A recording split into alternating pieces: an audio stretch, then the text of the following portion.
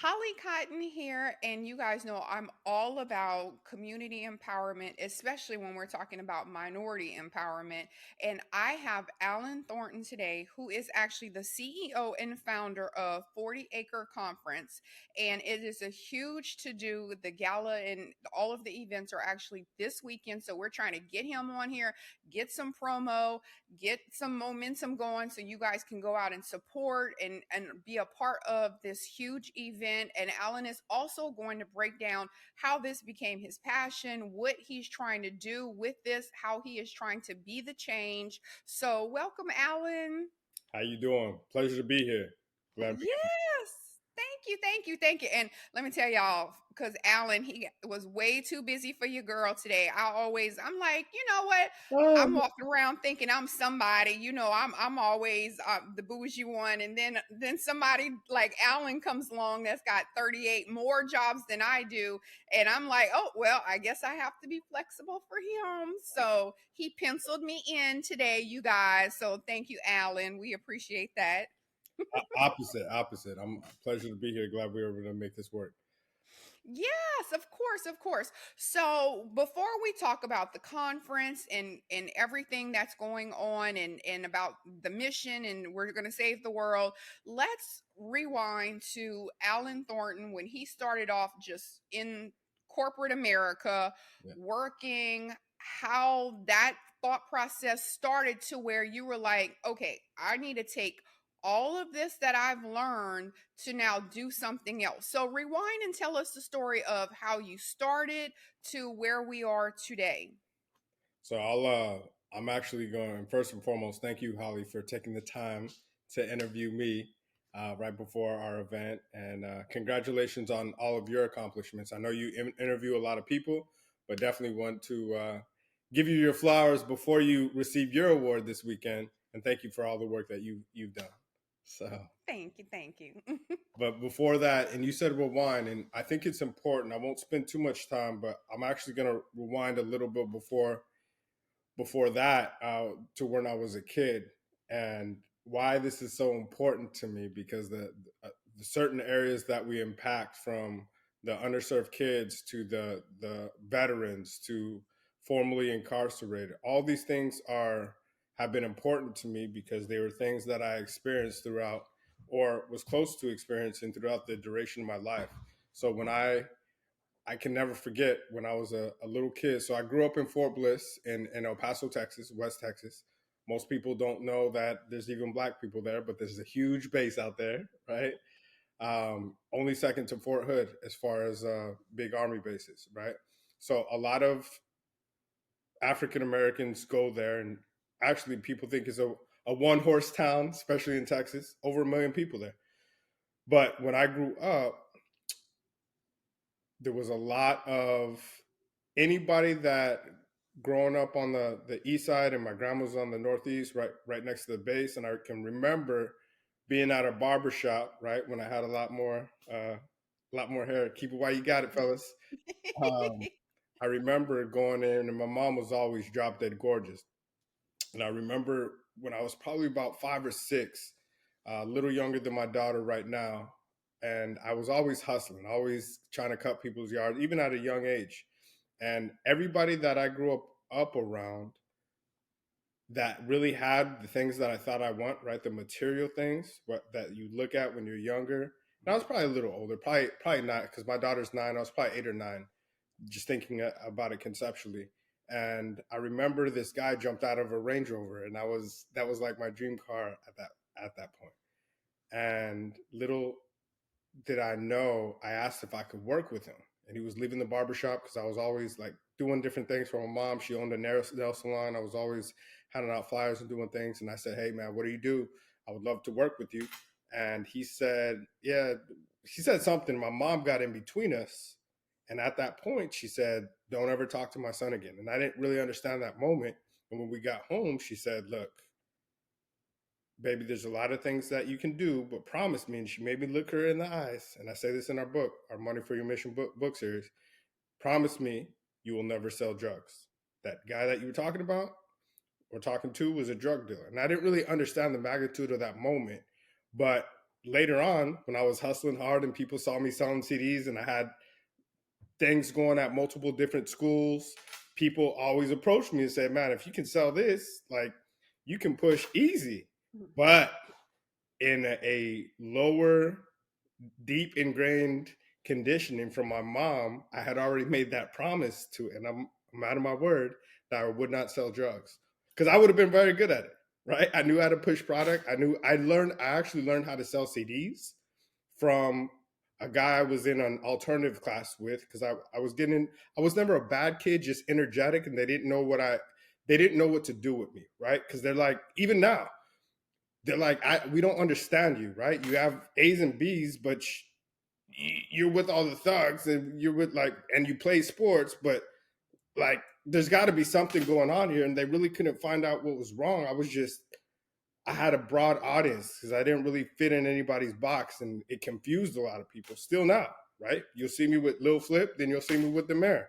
It kind of confuses people, right? These things don't mix. And I remember going back real young, a lot of us, when we're young, they said, hey, by the time that you're 18, a lot of you will be dead or in jail. And in this program that I went to, because I was at one high school when I went up, I was always hustling, doing different things, but it was always legitimate. But all my friends, right, were doing all kinds of different things. And I grew up on a border town, which is like the capital of drugs, right? Every single That's what I was gonna say when you said El Paso. I was like, oh yeah. every weekend. So I used to promote it, and I tell people, look, if there was social media when I was in high school, because I used to promote at 3 different schools were all on one street, both all 5A schools at that time, right? 800 800 classes each, 3,000 students each, very populated, dense place. If I would have had social media back then, I would have been a millionaire in high school, right? So, because I used to bring all those kids over to the border, and I used to promote at different places, and we used to always get approached, hey man, just drive this truck, and it looked good. So one of the other things, real young, and I know we're spending a lot of time on this, but it's important because why it's important to me now all comes from my childhood. I remember when I was 16, I was promoting at this club, and one of these guys, he was really, those guys that think they're the king of the club, right? You're 16, 17, 18, living the life like you're 24, 25, and open bar, $10, drinking John. It was a lot of fun.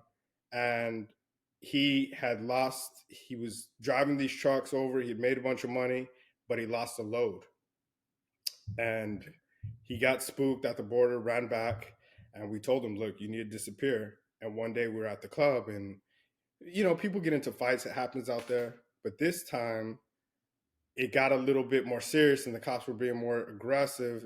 I mean, they're always aggressive. They have AK-47s. It's not like in America. And we saw them literally, and we tried to jump. And my boy's like, "Look, it's not." One of my friends in Spanish said, "Look, it's not about that." And they literally beat him to death in front of us with flashlights. 16 years old, right? And that's when I really learned. Look, that I know I promised my mom, but I know this ain't for me, right? This is not the life that I want to live. And a lot of my friends made a bunch of money, but also did some time and went to jail. And I had to get out of that environment. A lot of times, these underserved kids, there's a lot of kids with they're brilliant when it comes to business talent and hustle. But what they don't know is they don't know strategy sometimes, and they don't have the right product. You can keep that same hustle, and if you're given another opportunity with another, keep the hustle, change the product, you can literally change your life. A lot of veterans, right? Because I grew up before, they come out, they go to the military to escape their environment, and then they come right back home, but they don't know what to do. And they ended up, right? They just served their country, and now they're in jail. Right? People that come out and made a mistake and ended up going to jail. I've had friends who've had family members, right? One of my really good friends, his brother did 5 years, came back and couldn't get a job because he was a felon. And at that time, when you start to lose hope, where there is no vision, people, and he perished, right? He ended up committing suicide because nobody would give him a shot. So with all these things that have happened and kind of speed up and go forward, working in corporate America. So I know both sides. I know the book in the street, which is very rare, right? And I know how to, just like in sports, like I play basketball. Once you know how to create your own shot, you can literally become unstoppable, right? And I learned how to create my own shot, not only in the street, but also in corporate America. But I understood in corporate America, you can only go so far. You can only go as far as somebody really wants you to go, right? And if you can keep those same connections and just get on the other side and connect with government officials, they have money to give out and contracts with that same skill set that you have. You just, instead of an employee, you're a minority contractor, and you can go get the contract and hire people to do what you do, right? And I learned that and started meeting people along the way. And I know that's a long answer to a short question, but the background is important because they're like, why do you care so much? Like, you you sold software, you could go and disappear and not get any rock thrown at you, and right, because when you start a big conference like that, your biggest opposition is going to be your own people, which is crazy, but that's what it is. So let me let you ask more questions. No, no, that I can only imagine. I can only imagine. We're gonna keep it positive. We ain't Cat Williams I'm in gonna drink people some today. Cat Williams cognac. But it's so funny because every time that I have someone on my show that is a successful entrepreneur, we always sidebar on how we have this hustler mentality that was imprinted on us since we were young. And then that's why you wind up doing all of these variety of jobs. And like for you, you were like, okay, I know, it's always been embedded. I'm in sales. I'm doing this now. And so everything that you're doing, it comes easy for you. And also, I know that for me, like when I'm not doing 30 things, I feel so lost because I'm like, why am I not being productive? What is going? What Used to is a pace. going? You're used to a certain pace, yeah. I know. I just told my daughter the other day. I was like, okay, I'm about to write another book because I need to be doing something else. Like, and she's like, you already have so many jobs. I'm like, it's okay, don't worry. I got too much downtime. I need to be doing something in this time.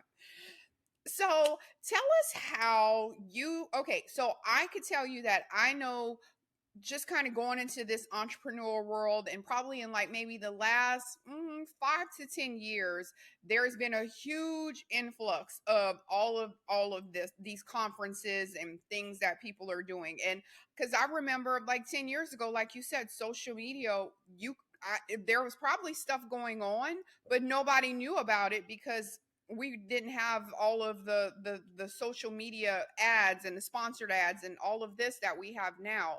Yep. So rewind to whenever you went to your first conference, like ignited that passion in you where you were like, I want to start my own conference. This is what it's going to be. This is how I'm going to run it. Like, was there a bad experience at someone else's conference, or did you just see something and you were like, I'm going to take this and do this with it? So tell us how 40 Acre Conference came about. Yeah, so I'll give you. It comes from a few of those relationships, um, a few past failures that propelled me forward, and just out of necessity as well. Which, when you're put under extreme pressure, sometimes the same things that are kind of sinking you are actually teaching you to swim once you understand what's really under that. So if you fast forward back, so after, in the corporate world, I had a very successful career selling enterprise software for some of the top Fortune 500 companies. I came out of college, went to New Mexico State for a year, um, went there to play ball. Didn't really work out the way I wanted it to. Ended up graduating from UTSA, Texas San Antonio. Ran a bunch of organizations out of there. Started a organization called Men of Honor, like along that same journey, because I've always been one of those people stupid enough to think I can change the world, right? So have the audacity, right? I just don't hear recently Eric Thomas, and he says, there's a few people that are stupid enough that think they can make a difference. And I have always been one of those people and have only hung around with people like that. So I'll give you an example. In 2006, The graduation population of African American males that graduated in a 5 year period at the college I went to, Texas San Antonio, was less than 6%. So we said that was absolutely unacceptable. So we started an organization called Men of Honor, and through campus and community involvement, we were able to do a lot of different events, a lot of different socials, right? Keeping what I knew as a promoter, but putting professional development. I used to run Toastmasters as well at the campus, and with that, and it became we at first we got rocks thrown at us by other fraternities. I'm like, look, a bunch of us are about to be Greek, and y'all throwing rocks at us because we're throwing a community service organization. We're not Divine Nine, and later on, some of us became Greek. But needless to say, when you start, your biggest opposition will be your own people, and I've learned that throughout the duration of my whole life. Now it's 80 chapters across the world, right? And we build that since 2006. We just had what, almost 15-year anniversary. We've been doing that, and it really propelled because that same graduation rate went from 6% to 34% to 72%, where it is now upwards above 70% at Texas San Antonio. And I can't say there's probably the other programs that were involved as well, and other funding that happened after that, but I can tell you where it was before us. And as you start to propel, different people will jump on to the thing that you're doing, and it will grow. So to answer your question about the conference, the same thing happened. So just a little bit before that, so I went to graduated. We did Men of Honor, still going now, very strong, 80 chapters across the world in 5 different countries, and we started that. Right, to see that kind of grow was incredible. After that, I worked at Paychex for a while when I graduated college through a failure because I was working for a real estate development company. And we had, at 21, when we started, we had 30 houses. We had a commercial property. And then the 2008 bust hit, lost everything. So I'm like, look, let me go. I got this degree. Mama told me to get a degree, get an education. So I went to work for a company called Paychex, did that for a little bit. That's how I ended up coming to Houston. I got a promotion as a territory manager. From there, I got promoted, and I sold that EMC, sold enterprise software and backup recovery systems. Then I elevated, sold ERP systems for Infor, competed against the big guys, the SAP, the Oracle. So not only do I know how to sell at a big, and that's also important in software. If you can sell just with a big name, anybody can do that. But when you can sell when nobody knows your name, that's when you really learn how to sell, because it's your product, it's your solution, it's your skill set way more than it is your name, right? Because anybody can sell. If you sell shoes, anybody can sell Jordans. But if you're a brand new brand, and learning how to do that and learning some of those skills and those traits really helped me along later on, a few years later in my entrepreneur life. So sold enterprise software against the big guys, ran the whole Western US, came to a startup back to Houston because I was traveling all over the country, and that took a toll on my personal and professional life. I was making a ton of money, but I wasn't at home a lot, right?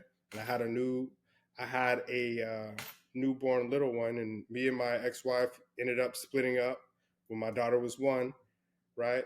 But that also, I had this beautiful baby girl that I had to, make sure I was around for, and really took that to a next level, and took fatherhood to a next level because I got this baby. I have 3 days a week, right? And I got to manage travel and everything else, which really, it was a lot of pressure at first, but then I learned how to manage it, and it's been incredible with my little girl who's now 9.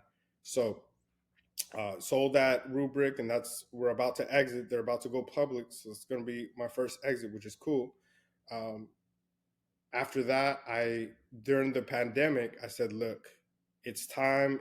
The corporate thing was great, but all these skill sets, I need to learn how to do this and do it with my own thing. So I started a software company, and we did that. And we started with just grants, then we started with government contracts, right? That's how I know like people can really get the bag with government contracts. How people get over $28 million in government contracts. And when that happened and the pandemic hit, a bunch of our clients, and we grew that to a 7-figure business, which was incredible. A bunch of our clients started getting hit with the pandemic and started not paying our fees. And I'm like, right? People over $1.3 million. And I can't pay my employees with air. I had 24 employees. So out of necessity, and some people are like, oh man, like everything was great. You have this great company, and like people owed me a bunch of money. I had to go back, went back and run the analytics division for Salesforce because they saw that they knew what I could do as an entrepreneur. And some people, and this is a self-limiting belief, and I don't know who this is for, but sometimes as an entrepreneur, you're afraid to go back. You're like, man, if I fail, damn, I don't want to go back. I don't want to have to. And sometimes that journey going back will actually propel you to get other things. And that's what it did. And during this same time, this was like 2021, a real pivotal thing. And I'm gonna to answer your other question. What made you start the 40 Acre Conference? What I saw is I was getting a lot of grants and government contracts for people that didn't look like me, right? And we were making money, but it wasn't fulfilling, right? The impact wasn't there. Not to say that to be disingenuous to other people that don't look like me, but if I can help people that look like me and I know that particular skill set and what it takes, I'd like to do that because I know there's other opportunities they're not getting. And when around that time and the George Floyd thing happened, um, there were a bunch of companies that said, look, there's some bad things that happened to the Black community. I'd like to give $1 million. I'd like to give $100 million. I'd like to give $1 billion. Holly, I'd like to give $30 billion, right? And the numbers got crazy, and we added all that up. It was close to $300 billion in 2020. And so math is my best subject, but history is what I enjoy the most. And I was just reading back and looking at history, right? Because we had a lot of time during the pandemic. And I said, this is not going to happen, right? This is going to be, and I remember reading it, this is going to be another 40 acres and a mule, where there's a great promise just to, hey, okay, stop burning our shit, right? Just Like, to shut stop us the up, riots. right? Let me appease, throw a lot of press. To this day, Holly, less than 7% of that money has actually been dispersed 3 years later. And we saw that in 2021, in 2020. So in 2021, what I said is what we're going to do is, what we're going to do is we're going to create a conference or a platform. I didn't even know what I was doing. I just did it, right? We're going to create, because I'd never done a conference. I'd never done a workshop. I'd never worked with coach. I worked with one, Jonathan Sprinkle. Shout out to him. He's the best connection coach in the world. But I didn't really know what I was doing. I just kind of did it and acted on faith without knowing the next step. So I remember I said, I'm going to do this 40 acre thing. I don't know how I'm going to do it. I'm going to go to Tulsa, Oklahoma, right? Because once I get into something, I get obsessed. And I said, I'm going to make this happen. I don't know how, but I'm going to go here, and that here's going to get me there. So I went to Tulsa, Oklahoma on the centennial of Black Wall Street, right? Of the race massacre. This is in May 30th of 2021. And I wrote down, because I'm big on manifestation, I wrote down, look, I'm going to meet, nobody knew who I was. I didn't have a following. I could speak, but nobody like really rocked with me. I was just coming out of corporate. So I wrote down, I'm going to meet some influencers. I'm going to have meet very influential people, influencers, celebrities, government officials. Just wrote that down. And I said, I'm going to go do a bottle flight, went to Tulsa, Oklahoma. So in the small, I met Sheila Jackson Lee, which is actually from Houston. And I didn't know her. She didn't know me. But I remember in a small room, she talked about Juneteenth being a federal holiday, right? And because everybody was riled up and talking about the things that they could do to bring our people forward. I met some of the Black Wall Street survivors, And I remember people in the back of the room saying Juneteenth as a federal holiday, that'll never happen. Right?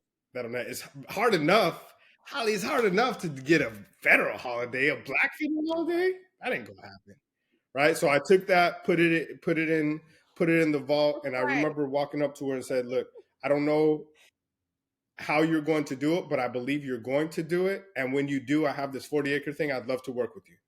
And she said, "Okay, right? Like, you want a picture?" So we took a picture, and she probably thought she'd Mm. never hear from me. Also, in a small room in Tulsa, Oklahoma, I met five guys actually. I met it was this thing, and the young lady I was with said, "Hey, you want to go this thing?" And I think I heard of them, but I didn't really know what it was. So I went. We came through, and it was a small barbershop on Greenwood Avenue in Tulsa, Oklahoma, and I met Hill Harper. I met Rashad. I met Troy. I met Ian Dunlap, and I met Michael McDonald. Most people know him as Earn Your Leisure. But this is before InvestFest. This is before the World Tours. This is at a small barbershop Mm-hmm. in Tulsa, Oklahoma, and it was actually packed. And I asked Mike, one of the guys, he's the co-CEO, and he'll be here. Incredible thing, full circle. He'll be here this weekend. He said, "Hey man, I'm gonna let you in, but whatever you do once you get there, that's on you. That's on you." It's on you, So right? I got in. He didn't know you was a salesman. You like, sir, I just need to get Bro, in the just let me room. in. He's like, "All right, I don't know what you're gonna do, but go ahead." I'm the same way. I'm like, just get me in. Don't worry. I don't need nothing else. Just get me in. I'm And I good. got in the room, and that room, Holly, changed my life because at that time they had talked about, and this is a long culmination of build up to your question of what was the event that changed that made you realize that you could actually do this thing, that you can actually make this happen. In that small room in Tulsa, Oklahoma, they talked about doing InvestFest. And at that time, it didn't Mm-hmm. make sense. Like financial literacy and entertainment and putting it together, nobody's ever done that. Right. And they said it. I remember in the back of the room again saying, "Man, these guys are YouTubers. Why are they talking about a conference?" Right? Like that don't make sense. Just do the YouTube thing. This is cool, right? And people will try to put you in the box. Your own people look just like you. Mm-hmm. And I remember them. I came, took a picture with all. I said, "Hey, I got this 40-acre thing. I don't know how to package it, but when I really do, hope y'all will pull up and you know, same thing. You want a picture? Like that? Probably thought they'd never see me again. Mm-hmm. 90 days Right. later, exchanged contact information. Hill Harper was actually the first speaker at my conference. 90 days later, I saw them execute InvestFest, the most incredible thing I've ever seen. They put 4,000 people in the room with nobody really knowing what it was, and it was the most incredible thing ever, right? And people think, don't diminish small beginnings because people think they have to be InvestFest. 90 days later, I didn't know how to package what I had, and I paid a coach, right? And that's so important. A lot of us don't want help, and a lot of us don't seek help. And I actually said, "Hey," I went to a guy I knew that could help me, and I paid him as a coach. And I said, "Hey, help me. I have these ideas. Just help me package them." And he helped me package my ideas and got me to a place 4 times faster. Introduced me to the Houston mayor. Introduced me to the host of Ready to Love. Introduced me to a bunch of different influencers to make my conference impactful. City of Houston was my first sponsor. That was a phone call through a coach that I had procured, right? At the 100 Black Men Gala. 90 days later, I executed my first conference, even though like things were shutting down. If you remember, they shut down the parade, they made it virtual, and people at when I first started my conference, they're like, "Man, celebrity government officials, people were calling me. What do you think you're doing? Like nobody's ever done stuff like this. It's gonna be a flop." My own people, the people I was trying to put this on were my biggest opposition. You don't know, like you're not even from Houston. You're not this, you're not that, you're not. And what I learned early on is you can either buy people's opinion of you. You're buying or selling. Like Grant Cardone, I'm a big fan. You're either buying or selling. You're either buying people's opinion of you, or you're selling them on who you are and not giving right any energy to anything else. Mm. And you got to do one of the two, but you can't do both. So during that time when we executed that first conference, another thing, and there's always something this is our fifth one, and I'll give you the culmination of each one. After this conference, so we streamed to 200 countries out of necessity, right? That's something that we had to do that we weren't going to do before because we are going to be all in person. But we streamed to 200 countries, and people in Africa started listening to our stuff. I got a call 4 days after the conference from the Congo, and they said, "Hey, we love what you have." And I'm a little embarrassed about this. I hung up on them because I thought it was a scam. We'd love you Right. to come to Africa. All right, cool, man. Right? Because you hear all kinds of stuff, but they were serious. And I ended up getting an all expense paid trip to Africa, not because of who I didn't have a following. I'm like, man, this is either going to be really incredible or this is it, right? They're going to offer me right here some type of hostage situation. But what they wanted was a pipeline of African American influencers. And even though I wasn't an influencer, they saw over 40 to 80 speakers that I had put together that were a lot more popular than me, right? Hill Harper, CEO Matty J, like all these people, Congolian billionaire, all these people, and they're like, "We need you." Like, what you like? You start to get imposter syndrome. I'm not. You don't want me. Like, I'm like you. I ain't it. And you start to tell yourself that, but you got to get over that. It's hard to get over that, and Mm-hmm. the second conference, and this is also a pivotal point. The foundation of the work that you start, and this goes in sales or whatever you do. Usually in sales, and I tell people because I build sales teams for people, high level influencers. The work that you do 3 weeks to 3 months before, that's what you see today. So what you see today is not what Mm-hmm. you're doing today. It's the work that you put in before. So fast forward, remember that room in Tulsa, Oklahoma. A year later, Juneteenth actually becomes a federal holiday. And I go to Sheila Jackson Lee with a proposal, and I said, "Hey, um, Honorable Sheila Jackson Lee, I talked to you, and you know who I am? No. Okay, well, let me send you some pictures. And that's why I always take pictures. We send you some pictures. I met you in Tulsa. Oh, cool, great. How can I help? Well, here's what I want to do. I know that congratulations on making Against All Odds Juneteenth a federal holiday. What I would like to do is establish a Juneteenth Hall of Fame for entrepreneurs that have done great things for our community. 30 days later, as a minority supplier, I personally, our organization, the 40 Acre Conference, owns the Juneteenth Hall of Fame globally, right? And that's because I was in the room when those things were going down, when they were talking about it, and a lot of people didn't think it was going to happen. And that's why I tell people it's so important. Now, fast forward when we have millionaires and billionaires and government officials in the room, you never know who you're going to meet if you go there with a clear intention about what you want to do, even if you don't have it all packaged, right? Go with what you got, and other people will fill in the gaps along the way. If you're a person of faith, just walk out and take the first step. You may not know any other steps.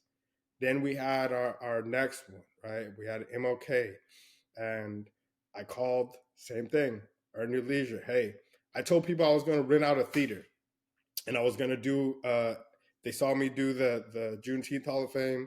Now I'm going to do a bigger one with MLK, and not only highlight. And I got a lot of flack from the Black community about this. People like, your awards suck, blah blah. Thank you. And then I started rewarding people. Appreciate that. I started rewarding people that were not Black, that supported the Black community. And I got flack about that. You're awarding Hispanics and Caucasian people that are supporting the Black community. You don't care that much about Black people. I'm like, if you look, even the Million Man March, because one of my mentors was there, who's one of the photographers, 20% of those people were not Black. You will never get where you want to be if your audience is 100% the Black community. Never. Right? If you want to really help your people, you're going to have to go outside of your people because your people are going to throw rocks at you anyway. No matter what you do, it'll never be perfect. Right? So I learned that, and I started highlighting people even outside of the Black community, that because it's the dream, bringing people together and helping people. Mhm. Not only do we get to sit at the lunch counters for people that don't look like us, those people, if we have a good enough idea, will actually invest in us to do other things, right? For the Black community, because they want to help. They see there's certain people that do not look like us that have really seen that there have been some wrongdoings in the Black community and say, hey, I want to help. I'm not this conference has never been about, and if we get it, that's cool. It's like icing on the cake. People are like, oh well, this is a reparations conference. Opposite, right? This is a present Mhm. proposals and presentations conference. I'll meet people in the room, Mhm. get in the room, meet the right people, come with your best ideas, and put something together so you can execute. And that's what we've been able to do. In our Juneteenth Hall of Fame, we did a bunch of events, and people are like, man, you're crazy. You do all these events. And the reason we do all these events and we highlight people even outside of the Black community is to get a broader audience, because this is going to, when I say it's the biggest conference in the world on MLK and Juneteenth, I said that before we did one conference. And now it is, right? Streamed to 200 countries, have all these people coming in. I said we'd have millionaires and billionaires and influencers and celebrities before we would. And now we have all those people, right? It took time to actually make that come to fruition.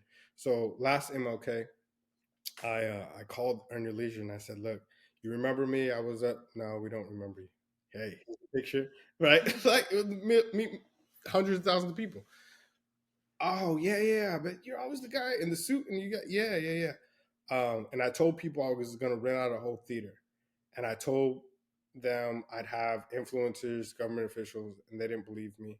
Rented out the theater on faith with 0 tickets sold, and then I called On Your Leisure and said, "Hey, I'd love for you. I got an award for you. Love the things that you're doing." I had connected with 19 Keys at another one. I connected with some other people, and they came. Look, they came through. I knew a lot of these guys before they got big, and they came through. And after that, they said, "Oh, damn, they really came." Right? And some people top in tickets, and we ended up selling out the first point, not to the point that of both sides, but we will this time. And people saw, wow, that's, and you get to the point where people are like ridiculing you, to where they're laughing at you, to where they're like, oh damn, okay, this is a real thing. Now people are asking me, hey man, can I get a free, what do you mean, you want a free ticket to something that you said sucked? Why? Why? Oh well, Because once you show people it's a thing, then they want to yes. be a part of Okay, it. yeah, yeah. You know, man, I've always loved the work that you. Come on, man. So I know I'm walking through a lot, but to answer your question before, it was and shout out to Earn Your Leisure, because they have given and they've created. They're getting one of our biggest awards, and I actually launched our new Legacy Builder Awards um, just a little bit more. That next Juneteenth, not only did we do 100 events in 10 days, and we did that. People were like, "It's too many events."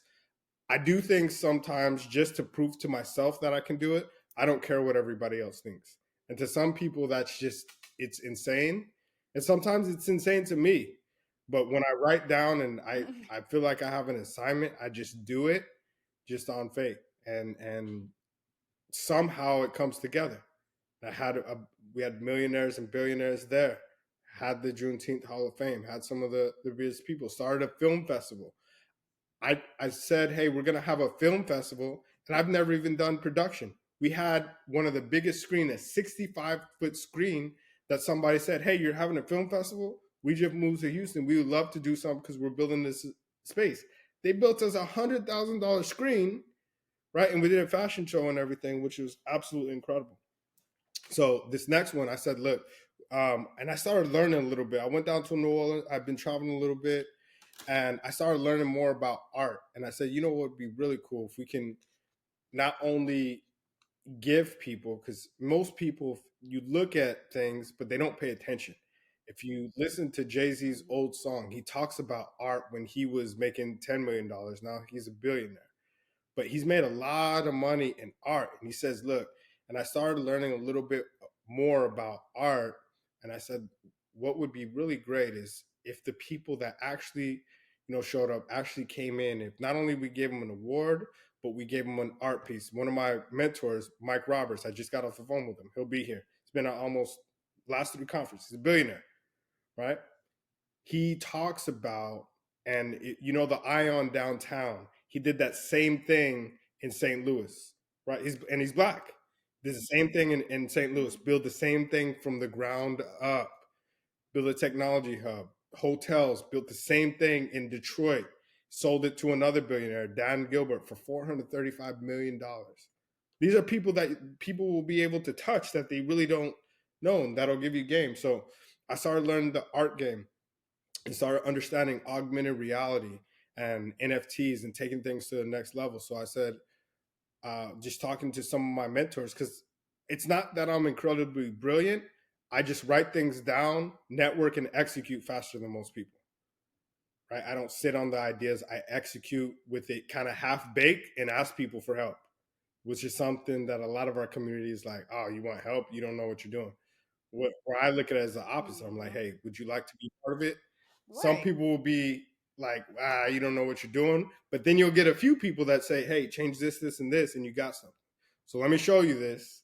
And you're actually gonna get one of these, Holly.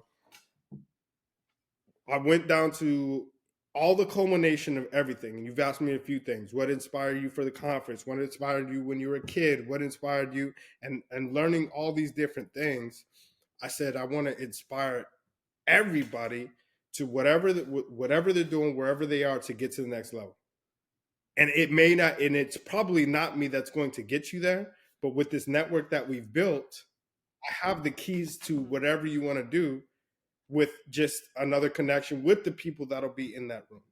So I said, look, I want to create, and I'm big on manifestation, right? I don't know if you followed us, but we own the #1 manifestation shot in the world right now.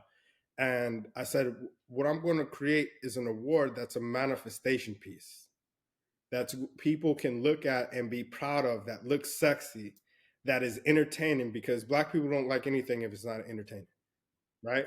That's why financial literacy conferences blew up. After Earn Your Leisure, right? They had a few artists, and then they give you the game. I'm coming. Oh, Jeezy's gonna be there. Cool, right? Then I saw Ash Cash, Mark, all these guys. Then I saw 19T, all these guys that I've been on, David Amar, all these guys, Wall Street Chopper, got on their stages. The same people I used to watch on YouTube, I now get to share stages with, which is incredible. Like, the journey is phenomenal. So I said, look, putting all that together, taking entertainment, right? If somebody gets most people know success when they're a kid. Almost every kid in the Black community, they say, hey, I want to be a rapper. I want a platinum record. So knowing that's already kind of ingrained. What can we create to where it's that? And then entrepreneurship, ClickFunnels got popular, and they have their 2 comma words. So that's popular. A lot of people are really ingrained in history.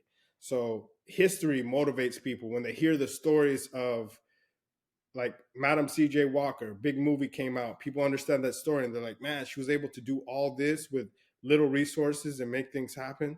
That's that. And then you take slavery and the bondage and the oppression, and not necessarily to shame other people, but to understand that that's something that we overcame, and that 400 years of oppression has created a unique opportunity for you right now. So taking all that into account, and I know that's a lot, 4,000 years of history, right? You look at, and I don't know whether you're Muslim, whether you're Christian, whether you're Jewish, it doesn't matter. It's all based on almost the same thing, the Torah.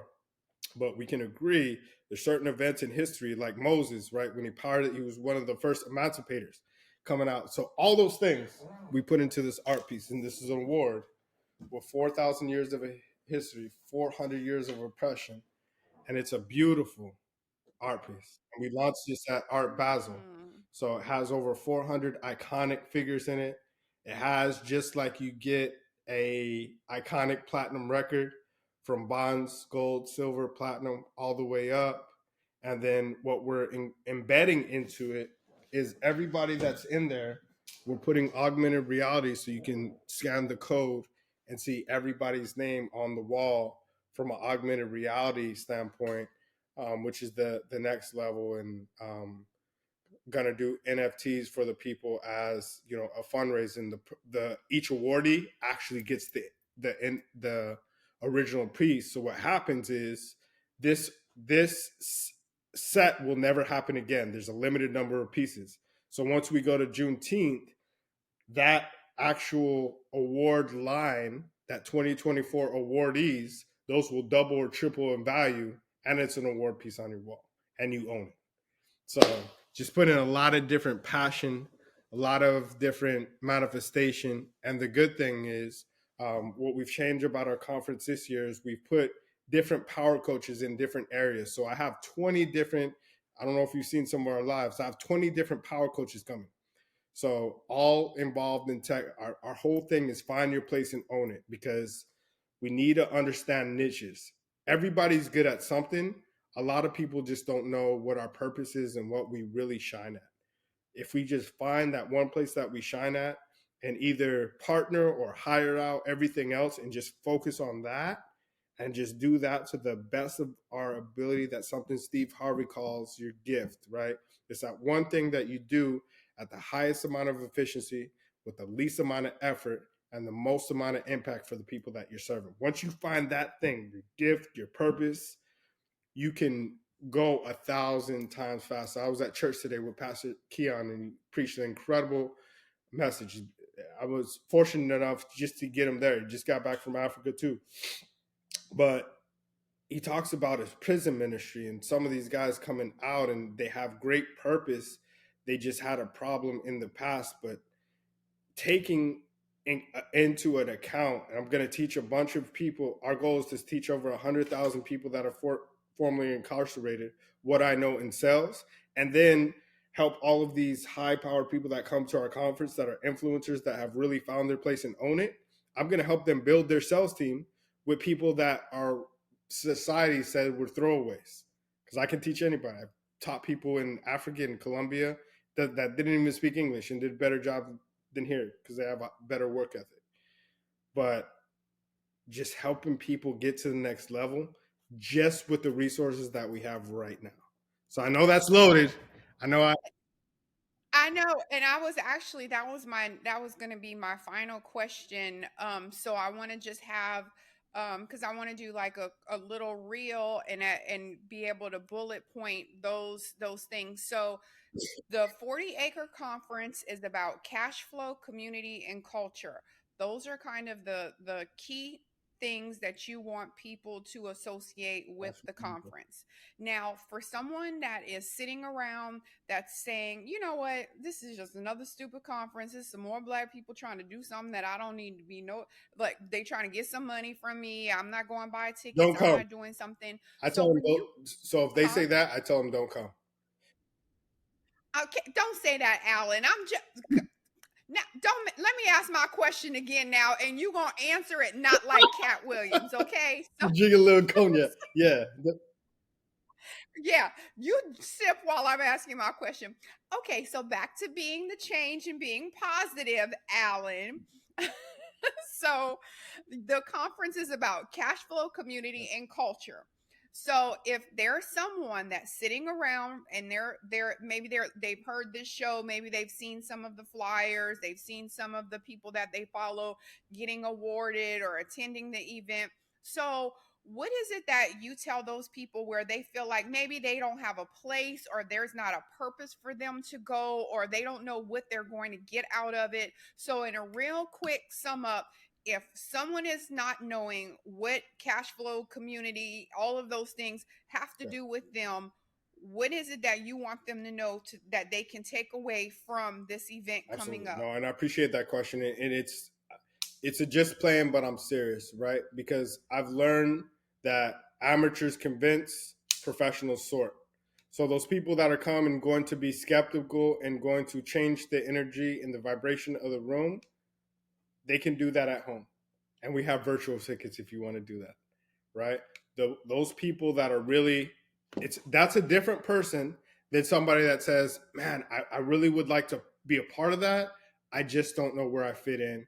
And I can tell you, just get in the room and you will not be disappointed. You will find your place and you'll be able to own it because we have 7 really signature showcases, right? If you're kind of if you're a golfer but wants to get into entrepreneurship, like or just wants to network, get on the golf course. We have a golf course that's nothing like you've ever seen. Even if you don't play golf, get in that environment because it's different. And we have a party at every single hole.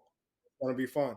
If you are at come to the gala. If you're like, man, I don't have a following, nobody knows me, I can tell you when I first started, my Instagram following was probably 125 people.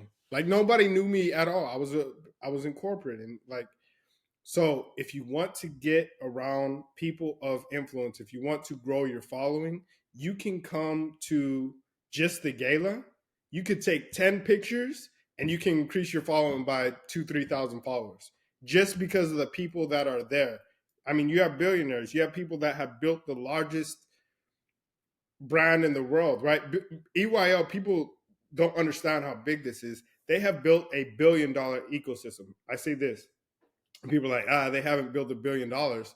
Yes, but here I have a software background, so let's take Salesforce. So Salesforce, their revenue right now is about 32 billion. They sell about 32 billion in software, about 100 and $300 million market cap, right? It's what they're valued at. But they have built $1 trillion ecosystem, meaning the people that do services around Salesforce, the people that have jobs as admins around. So when I say EYL, they built $1 billion ecosystem. There has been a number of conferences that have come out of there. There's been a number of people that do financial literacy, write books and everything, because now it's cool to do that. Each and every one of you will have the opportunity to meet those same people, right? Meet the co-CEO that started that. Like whatever you're trying to do. And some of you will have the opportunity to work with them one-on-one. If you own a spa like Candace, like whatever you want to take to the next level. I got billionaires in the room, millionaires in the room. Even if, right, even if I may not be who you want to meet, that's fine. There's other people that you're going to find. If you're a woman entrepreneur, you'll meet some incredible entrepreneurs that are doing great things in media, like Holly, that you'll see get an award and you'll be able to vibe with. So if you don't feel like you have a place, this is the exact place you need to be in so you can find that place. You're not going to find that place at home, right? You need. And I wanted to ask you this, Alan, because you sparked a question that I wanted to ask. Because so many times I find people, and I'll say this, I can attest to it too. I get DMs or emails all the time from people.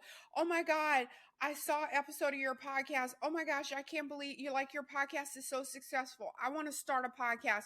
Can you intern me? Can you mentor me? And I'm like, okay, first of all, I need you to have a business idea, what you want to do, what direct. Like I always say, I can give you the recipe, but you have to make the sauce. You can't be Holly Cotton. What do you want to do? That's why people who have podcasts, they might only have 15 episodes and then it falls off, so you have to have an idea. So what I want to ask is for entrepreneurs, because there's so many of us that are out here and we have this hustle mindset. We have this mindset of, oh my gosh, I see this, look at them being successful, I think I should do that, I think I should do that. And you maybe don't know what your passion is. And like for you, like you said, you knew you wanted to have a conference, you knew these are the things that you had spoken to the universe, you had an idea, you just needed someone to guide you with getting those things in place. But a lot of people, they don't even have, they just know they don't want to work in corporate anymore. They don't want to do this anymore. They want to get in investing. They want to open a spa because they follow Candace. They want to, so everyone is kind of like hodgepodge. So, what advice do you have for people when they go to these events so that they can be networking with the correct people, writing the correct notes?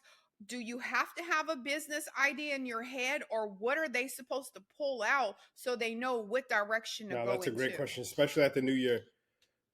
The biggest thing is, even if you don't know what direction you want to go in, know why you want to go in that way, right? If you want to leave corporate, why? Do you have a young kid at home that you don't get to see a long time? Write down, I will create a business idea to where I can stay at home with my kid and generate X amount of dollars, and write down what that X amount of dollars. And what you'll find, whatever you're looking for in life is looking for you. You will show up at this conference, and the exact thing that you're looking for will end up popping up. You'll see Brian, right, who's a power coach who can teach you how to flip real estate remotely, and you can do it at home, and you can buy real estate across the country while you're spending time with the kids and generate that exact amount of income that you wrote down on the paper. I don't know what it is for you, but I'm telling you, I have 20 people here that are absolutely incredible. If you're like, hey, I want to start a business, but it can't compromise my values or morals, Twan and Corey, who are my coaches, I've been in Bible study with them for years, are kingdom coaches that will teach you how to start your own business and take it from A to Z. And they've generated $3 million in the last couple of years by doing that remotely. So whatever you want to do, even if you don't know exactly what you want to do, write down why you want to do it. And the biggest thing, take action, get in the room, because whatever you're looking for is looking for you, and you'll find it at this conference. I promise you, you won't be disappointed. I mean, we have some of the top people. You'll see the production. I don't know if you've seen the stage, Holly. We have a 360 immersive stage. I mean, if you want to, and here's something that we haven't done before. We have a sponsor that's coming in, and we're doing this together, and this is absolutely phenomenal. Not only are we sponsoring 500 kids, so if you have any kids, if you're underserved kids, and hey, it's tax season, you don't know what you're going to do, if you don't have any income right now and you're looking to generate income, come down to the 40 Acre Conference with a kid, and we will give you general admission so you can find your place and own it. And we're giving 500 kids their own business, right? So they can go back to their place and employ their mama, auntie, cousin, right? And bring them and show them. They'll be assigned a legal mentor. They'll be assigned a sales mentor. And I'm going to teach them how to sell remotely with AI. They'll be able to have their own tax business, because that's what's hot right now during tax season. We'll do something else in June that they can generate. And I have somebody that has made $10 million in the tax business over the last few years that's actually going to give them their own software and have them employ people in their neighborhood and be able to do this globally. Because our big goal, and I think we may have talked about this earlier, Holly, our big goal, and this is going to sound crazy to a lot of people, but I'm going to throw it out there because I'm unapologetic about it. We are going to build 270 cities around the US and Africa, and we're going to help people find their place and own it. And so most of you may know, we don't diminish small beginnings, because we know where that can be. I've seen a global empire being built out of a small room in Tulsa, Oklahoma in a couple years. And I'm giving a guy an award that has built almost close to $100 million in income in the last 2.5 years with the ecosystem, right? So I'm going to show you that that's possible. But we're starting with 100 focused individuals, and then we're going to build a movement. The Million Man March really started with 100 focused individuals that really knew what they wanted. So I'm starting with 100 people that really know what they want. You'll see 20 of them here, and we are going to build an empire in 270 cities. Now, when I say empire, I'm not talking about being Caesar or Genghis Khan and taking over the world. I'm talking about helping people get the 40 acres that they deserve with what they already have right now. And that's what the 40 Acre Conference is about. We have our cash flow day. If you don't have any money at all, if you just got out, come down to the 40 Acre Conference. We'll help you. Community is going to help you multiply that cash flow that you have and make money while you sleep with cash flow, with a community initiative. And then the culture is putting everything together and making it entertaining at the same time. right. Okay. So for anyone who's listening that wants to follow, subscribe, support, whatever, drop all of that information. And I'm going to have it in the podcast notes as well. I was looking at your bio, but I don't want to, that's you for you. So, what's the information for the 40 acres, or how can people reach out for, to get in touch with it, get Just tickets, all join of us that at stuff? Legacy. Just you can text Legacy to 888-111, and you'll get a special to bring your whole squad coming through, and we're making that really affordable. 888-111. You can get tickets there. You can also follow us at the 40 Acre Conference. In our bio there, you can find the website, whatever you're looking for. If you want to be part of our tech competition, if you want to be part of our fashion show, if you want to be part of our gala, if you want a weekend ticket, everything is there. So easy at 40 Acre Conference on Instagram, and you'll see a lot of great things. You'll see some of our drops, because so many people, Holly, will ask, "Hey, is this real?" We've been doing this for 5 times, like 1 time, 2 times, maybe you're skeptical. This is our 5th time, right? Like, this has happened. Like, I said I was gonna rent a whole theater 2 times ago. Like, this is our 3rd time doing it. So this is gonna happen. And look at the lives. Like, this is real. Because I know there's a lot of scams out there, and there's a lot of people that say, "Hey, pull up this person." No, the proof is, like, we got the receipts for years. So Okay. I need a microphone that was the mic drop. I mic dropped the drop mic on. for you. So I appreciate that.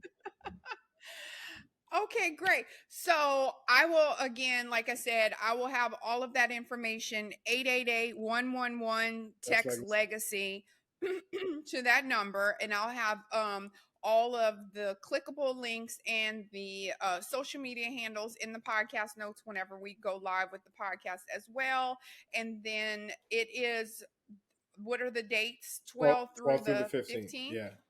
The 12th is Okay. the golf tournament gala.